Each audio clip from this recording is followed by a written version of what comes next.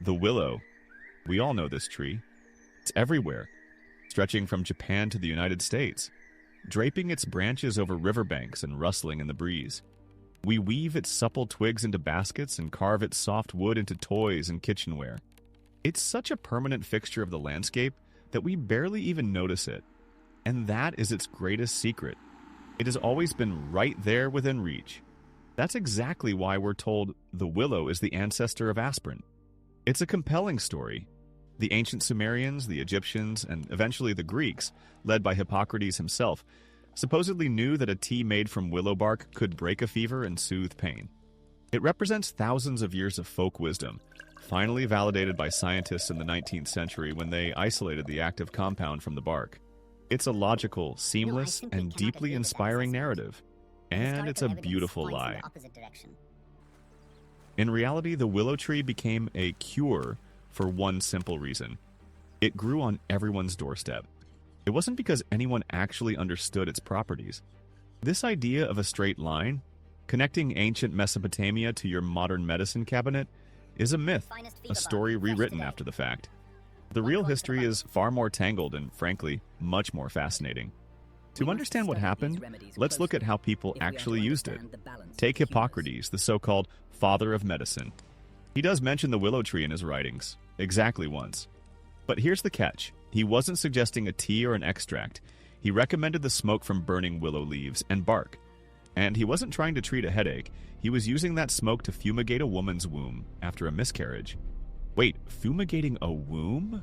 What does that have to do with a fever or a headache? Absolutely nothing. This wasn't medicine, it was pure magic. Take the ancient Romans, for instance. They had a go-to remedy for calluses. Burn some willow bark, mix the ashes with vinegar, and press the mixture against your foot. And here's the thing, it actually worked, but only because of the vinegar, which softened the skin. The willow was just there. You won't find a single ancient text that mentions drinking willow tea to fight a fever. Instead, they suggest treating a fever by, get this, simply cooling the air with willow branches. Fast forward to the 17th century, and the famous herbalist Nicholas Culpeper was recommending willow to stop bleeding, and, to quote him directly, to stay lust. But as a painkiller, not a word. Which brings us to the big question. How did they miss something so obvious? The answer lies in the chemistry. For starters, out of hundreds of willow species, only a handful actually contain salicin, the active ingredient. You could chew through a literal ton of bark and feel absolutely nothing. Secondly, even if you manage to find the right tree, a simple willow brew is a terrible medicine. It's loaded with tannins that are almost guaranteed to trigger nausea and a massive stomachache. Your odds of breaking a fever were significantly lower than your odds of spending the rest of the day in the bathroom. In many cases, the cure was effectively worse than the disease. So, if for thousands of years humanity saw the willow as a treatment for calluses, lust, or even evil spirits, anything but a fever, how did we ever discover its true potential? The answer, as is so often the case, comes down to two mistakes and one brilliant, but completely wrong hunch. Our story begins in 1763 with an English clergyman named Edward Stone. It starts with an idea that was absolutely brilliant and completely wrong. Stone lived in a marshy region where malaria was a constant threat. One day, he had a revelation. Nature must hide the cure in the same place it hides the disease. And what grows in those swamps? The willow tree. That was his first mistake. His second was even more elegant. Stone knew that malaria was treated with quinine, which is harvested from the bark of the cinchona tree. Quinine is famously bitter. So the clergyman chewed on a piece of willow bark and found it was bitter too. To him, the logic was simple. If it tastes the same, it must work the same. Therefore, the willow should cure malaria. By any modern scientific standard, this logic is total nonsense. But Stone was a practical man. He dried the willow bark, ground it into a powder, and began giving the brew to parishioners suffering from fevers. He performed his experiment on roughly 50 patients, or more accurately, he reported 50 cases to the Royal Society where his concoction successfully broke the fever. And that's where we hit the real twist. The brew actually worked. Fevers broke, body aches faded, and patients began to feel better. Stone was certain he'd found a cheap alternative to expensive imported quinine. Except he hadn't. Quinine kills the actual source of the infection, the malaria parasite. It treats the root cause. But willow bark? It didn't do a single thing to the parasite itself. It just masked the symptoms. It was like turning off a fire alarm while the house was still burning. Stone's patients felt better, but the malaria remained. Without realizing it, the priest hadn't discovered a cure for the disease. Instead, he had stumbled upon the first truly effective way to fight its symptoms: pain and fever. This discovery set off a chain reaction. The era of the priest was over, and the era of the chemist had begun. In 1828, a German scientist named Johann Buchner spent months in his lab boiling down willow bark. Eventually, his persistence paid off. He managed to isolate a cluster of tiny yellowish crystals.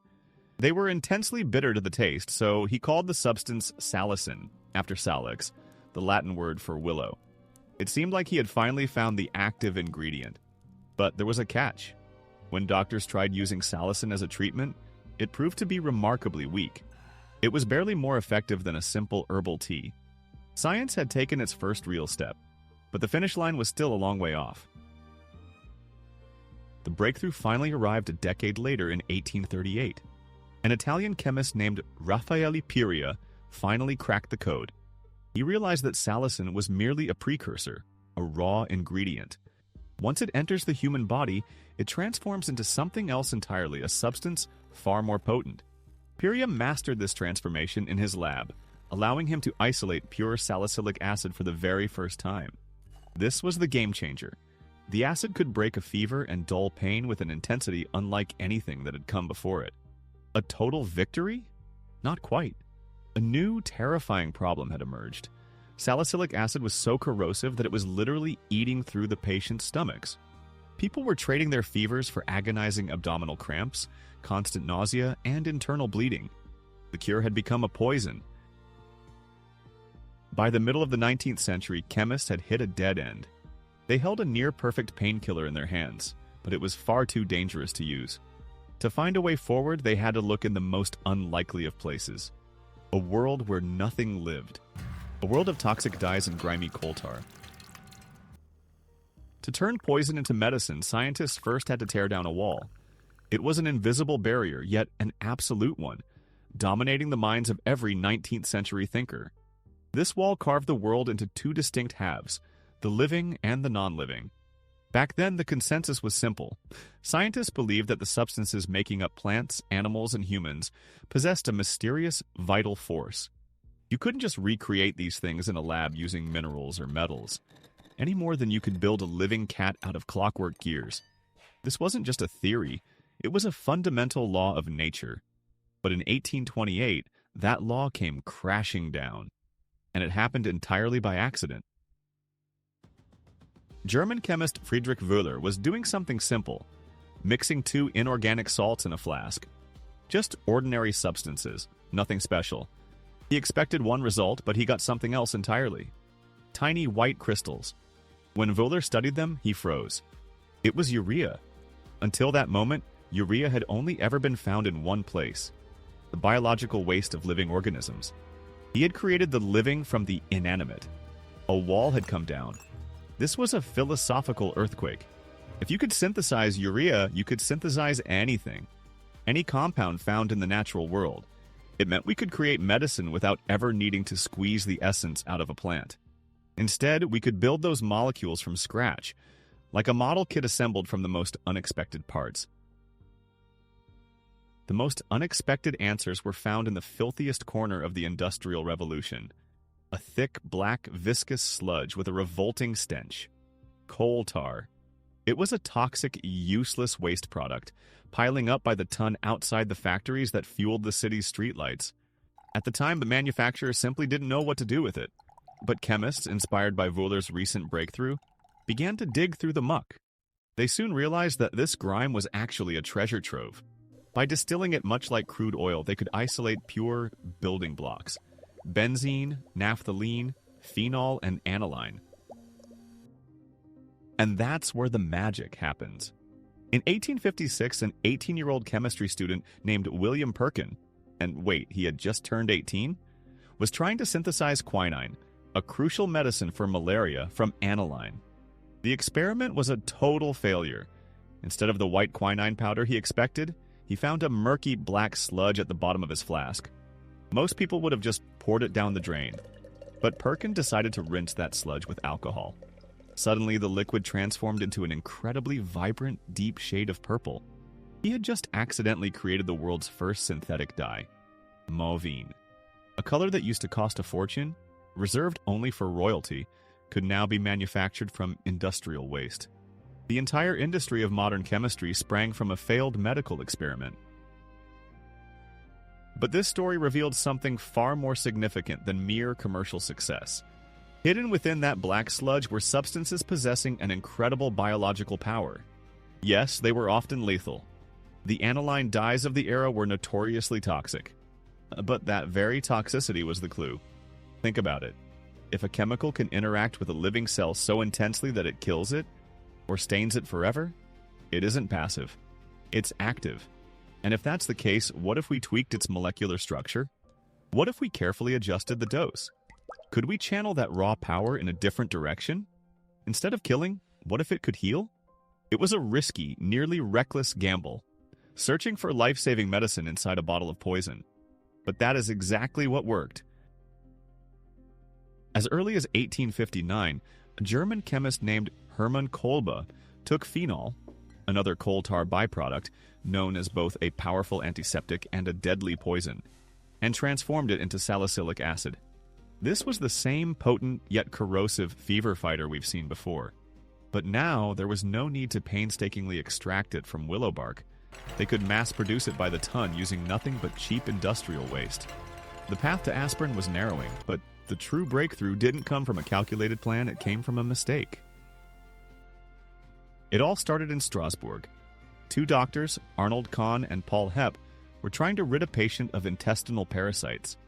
They decided to test a new remedy, naphthalene. Yes, the same stuff used in mothballs. It's a derivative of coal tar. They wrote out the prescription, but the pharmacist made a mistake. He handed over a completely different substance with a similar-sounding name, acetanilide. The doctors administered the drug and waited. The next morning, they performed an exam. The results were disappointing. The parasites were doing just fine. The experiment was a total failure. But then they noticed something strange. The patient had been suffering from a high fever for days. Now, it was gone. Completely. The fever had dropped so abruptly it was as if someone had flipped a switch. Kahn and Hepp realized they had stumbled onto something incredible. They were looking for a way to kill worms, but they had discovered a potent fever reducer instead. In 1886, this substance hit the market under the name anti-febrin. It became the world's first fully synthetic medication for fever, a medical breakthrough born from industrial poison and discovered entirely by accident. And the craziest part? No one had the slightest clue how it actually worked. That mystery would remain unsolved for nearly 100 years. And just like that, the world had its first synthetic fever medication. But it came with a dark side. The substance was toxic. Now, chemists faced an even more fascinating challenge. They didn't just need to find a new compound, they had to purposefully engineer one, stripping away the danger while keeping the cure. Essentially, they needed a chemical muzzle. Antifebrin, the world's first synthetic fever reducer, was an overnight sensation. But this breakthrough had a dark side. Doctors across Europe soon began noticing something unsettling. Patients taking the drug were developing a strange bluish tint to their skin. Their blood was physically changing. It didn't take long to find the culprit, a condition called methemoglobinemia. Essentially, the medicine caused hemoglobin, the protein responsible for carrying oxygen, to simply stop working. This fever reducer was quite literally suffocating patients at the cellular level. It was a wake-up call. Researchers realized they needed a new approach, a way to disarm these active compounds without stripping away their healing power. How do you tame a molecule that heals, but also harms? Think of it like a brilliant but volatile employee. They do the best work in the office, but they're constantly starting fights. Firing them is a waste of talent. Keeping them around is a liability. In the late 19th century, chemists found a solution to this deadlock. They figured out how to fit these molecules with a kind of chemical muzzle. The process is called acetylation. And the concept behind it is as simple as it is brilliant. Every active molecule has a particularly sharp edge, a specific chemical group responsible for its volatility. Chemists learned to take a tiny, harmless cap, an acetyl group, and snap it right onto that reactive site. This cap doesn't break the molecule, it just calms it down. Once acetylated, the substance becomes more stable, less reactive, and, crucially, far less toxic. By effectively plugging the molecule's most aggressive feature, the acetyl group renders it safe to use. Suddenly, some of the world's most dangerous molecules could finally be tamed. This one twist of fate decided the future of our medicine. The success of a toxic drug called antifibrin convinced a German company, one that had built its fortune on fabric dyes, that the real future lay in pharmaceuticals. That company was Friedrich Bayer and Company. They assembled a specialized research team led by chemist Arthur Eichengren.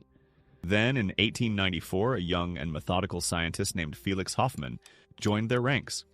His mission was clear: find a replacement for salicylic acid. This was the same potent compound derived from willow bark that could crush pain and fever, but it came with a devastating cost. It would absolutely tear a patient's stomach apart. August 10th, 1897. Felix Hoffmann stands in his laboratory. The sharp, biting scent of vinegar hangs heavy in the air. He takes corrosive salicylic acid and mixes it with acetic anhydride. His goal? To slip a chemical muzzle and an acetyl group onto an aggressive molecule. The acetylation reaction begins. Inside the flask, tiny white crystals start to form. They are pure. They are stable. This was acetylsalicylic acid, but here is the twist. Hoffmann wasn't actually the first person to synthesize this compound. Wait, he wasn't. No. A French chemist named Charles Gerhardt had already done it back in 1853, nearly half a century before Hoffmann. But Gerhardt's result was an unstable, impure mess, and it failed to impress him. He simply noted the result in his lab journal and moved on. He never even considered that he was looking at a medical breakthrough. So, where exactly does Hoffmann's genius lie? His breakthrough wasn't the chemical reaction itself. It was the result. He achieved what Gerhardt never could. He synthesized the substance in a stable, consistently pure form. In other words, he transformed a laboratory curiosity into a global commodity. Hoffmann created more than just a chemical. He developed a medicine, one that could be manufactured by the ton, pressed into tablets, and shelved for years without losing its potency. He made it safe, and he made it accessible. The drug was real, it worked, and it didn't destroy the stomach. A medical wall that had stood for decades had finally come down. But here's the catch. Neither Hoffmann, nor his superiors, nor the physicians of the era had any idea how it actually worked. Once that chemical muzzle had done its job, some kind of biological magic took over inside the human body. To decode that mystery, it would take humanity another 80 years and a Nobel Prize. So, the drug was real. It worked. But how? For nearly 80 years, that remained a total mystery. But while scientists searched for answers, the business world was already moving. In January 1899, the Bayer company officially registered the trademark Aspirin. The name itself was an elegant hybrid. A for the acetyl group, spear from the Latin name for the meadowsweet plant, spirea, and in, a suffix common for medications at the time.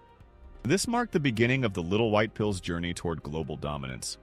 Yet under the hood, the science was still, essentially, magic. To understand how aspirin works, we first have to understand pain itself. Picture this. You've just cut your finger. Immediately, your damaged cells go into a panic, firing off chemical SOS signals. These are prostaglandins. Think of them as microscopic sirens racing through your body to deliver 3 critical messages. Message 1. Pain. The warning to pull your hand away from danger. Message 2. Inflammation. The signal for your immune system's repair crews to swarm the wound. And message 3. Fever. A command to crank up the heat, creating a hostile environment for invading bacteria. Pain, inflammation, and fever aren't the actual problem. They are your body's reaction to it. They are your internal early warning system. And that's where aspirin enters the picture. Once it hits your system, the pill splits into 2 parts. The first is salicylic acid, the compound we already know, which is fairly good at handling symptoms on its own. But the real magic lies in the second part, the acetyl group. This was the muzzle Hoffman designed. And this tiny molecular detail? It's a professional saboteur. It hunts down the body's prostaglandin factory, a specialized enzyme called cyclooxygenase. The acetyl group drifts toward this enzyme and does something irreversible. It wedges itself into the enzyme's active site, like a key snapped off inside a lock. That's it. The enzyme is permanently jammed. It can't produce those molecular sirens anymore. Your body can sound the alarm all it wants, but the factory stays silent. There's simply no one left to flip the switch. The discovery was so fundamental, science's highest honor was inevitable. But it took over 70 years for someone to finally crack open this black box and map out the mechanism. Actually, it wasn't just one person. It was an entire team. In 1982, John Vane, Sune Bergstrom, and Bengt Samuelsson took home the Nobel Prize in Physiology or Medicine. Think about that for a second. They didn't win for inventing the drug. They won for finally explaining how it works. For nearly a century, people had been swallowing these pills without a clue as to what was actually happening inside their bodies. It's a testament to how deeply aspirin weaves itself into the very foundations of our biochemistry. The mystery was solved. The drug existed, and its invisible machinery was finally understood. But the story of aspirin doesn't end there. Now begins its journey from the lab to the world. The story of how a tiny pill evolved into a global brand and a cultural phenomenon. And the steep price that had to be paid along the way.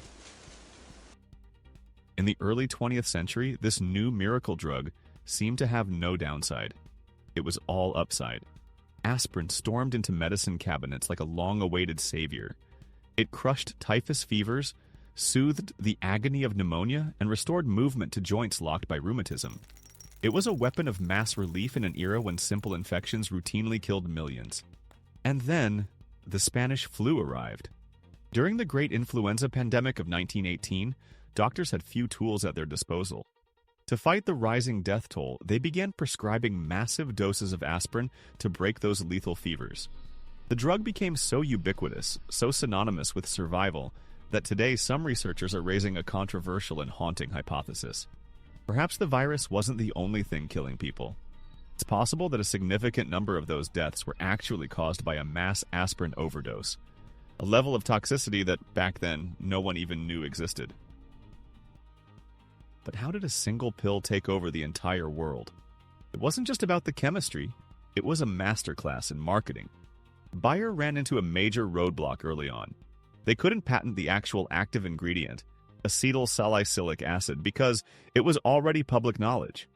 It would be like trying to patent water. So they made a brilliant strategic move. Instead of patenting the chemical, they patented the brand name, aspirin. At the time, pharmacists typically sold medicine as loose powder measured out by weight. Bayer changed the game. They began selling neat, pre-measured tablets stamped with their iconic corporate cross. For consumers, this was a revelation. No more mystery powders from a local druggist. This was a clean, branded, factory-sealed product you could actually trust. To throw competitors off the scent even further, Bayer registered the chemical in the United States Pharmacopoeia under a monstrous, tongue-twisting name, monoacetic acid ester of salicylic acid. Try saying that 5 times fast. Naturally, everyone just asked for aspirin.